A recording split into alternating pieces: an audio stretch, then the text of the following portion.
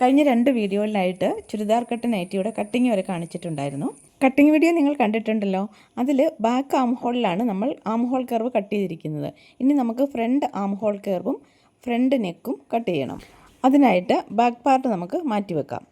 എന്നിട്ട് ഫ്രണ്ട് ഭാഗം മാത്രം ഇട്ട് കൊടുത്തിട്ട് നമുക്ക് ഫ്രണ്ട് ആം ഹോൾ കർവും ഫ്രണ്ട് നെക്കും കട്ട് ചെയ്യാം.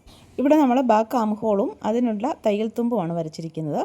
ഇനി ഫ്രണ്ട് ആം ഹോൾ വരയ്ക്കുമ്പോൾ ബാക്ക് ആം ഹോളിൽ നിന്നും 1/2 ഇഞ്ച് താഴ്ത്തിയാണ് മാർക്ക് ചെയ്യേണ്ടത്. ബാക്ക് ആം ഹോളിനേക്കാൾ എത്ര താഴ്ത്തിയാണ് ഫ്രണ്ട് ആം ഹോൾ വരയ്ക്കേണ്ടതെന്നുള്ളത് ചെസ്റ്റിൻ്റെ അളവിനെ അടിസ്ഥാനമാക്കിയാണ് കണക്കാക്കുന്നത്. ഇപ്പോൾ ചെസ്റ്റ് അളവ് 30 ഇഞ്ചിൽ താഴെയാണെങ്കിൽ നമുക്ക് 1/4 ഇഞ്ചിൽ താഴ്ത്തി വരച്ചാൽ മതിയാകും. 30 തൊട്ട് 40 വരെ ചെസ്റ്റ് അളവാണെങ്കിൽ നമ്മൾ 1/2 ഇഞ്ച് വരയ്ക്കണം. ഇവിടെ 36 ഇഞ്ചാണ്, അതുകൊണ്ട് ഞാൻ 1/2 ഇഞ്ചാണ് താഴ്ത്തി വരയ്ക്കുന്നത്.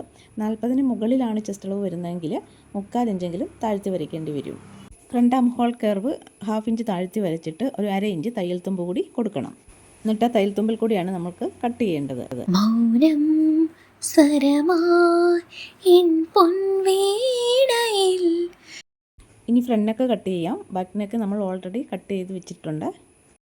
നമ്മൾ കട്ട് ചെയ്ത് വെച്ചിരുന്ന ഫ്രണ്ട് പാർട്ടും ബാക്ക് പാർട്ടുമാണിത്. ഫ്രണ്ട് പാർട്ടാണ് മുകളിലിട്ടിരിക്കുന്നത്. ഫ്രണ്ട് പാർട്ടിൻ്റെ ആം ഹോൾ നോക്കിക്കേ, 1/2 ഇഞ്ച് വ്യത്യാസമുണ്ട് ബാക്ക് ആം ഹോളിനെ കഴിഞ്ഞും.